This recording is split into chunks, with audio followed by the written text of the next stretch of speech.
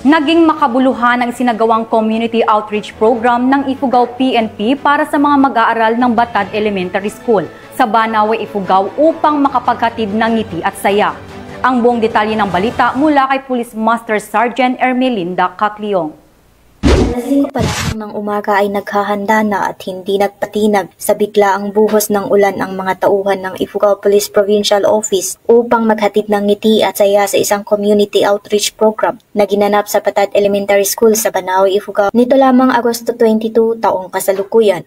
Ang aktibidad ay pinangunahan ni Police Colonel Jeremias Oyawon, Provincial Director ng Ifugao PPO, katuwang ang mga miyembro ng PNP Officers Ladies Club Foundation Incorporated, Ifugao Chapter, sa pangunguna ng advisor na si Kinang Rosmarites Oyawon, kasama ang mga tauhan ng 1st at 2nd Ifugao Mobile Force Company at Banawe Municipal Police Station. Tampok sa naturang aktibidad ang pamamahagi ng mga school supplies, kabilang ang mga lunchboxes, tumblers, tsinelas at mga grocery packs.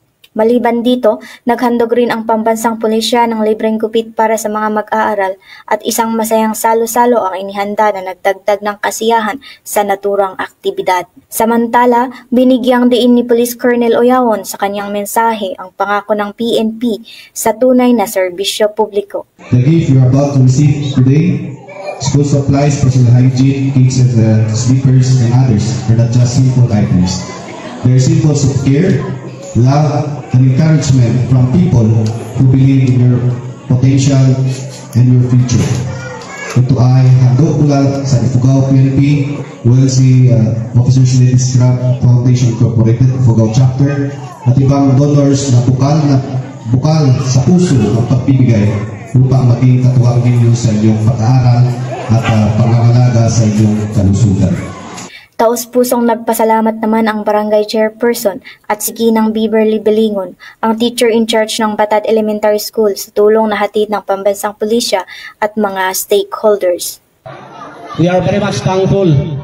Salamat launay, ito yung gundaway nga napiliyo.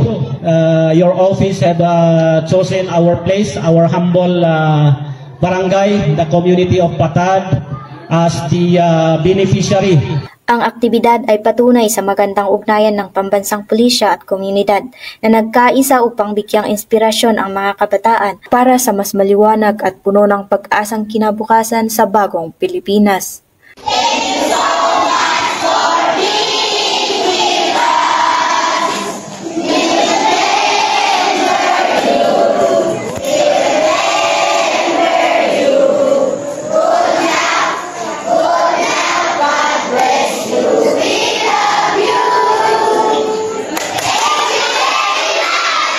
Mula dito sa Banawe, Ifugao, ako ang inyong PNN correspondent, Police Master Sergeant Ermelinda Cacliong, alagad ng batas, tagataguyod ng balitang pulis.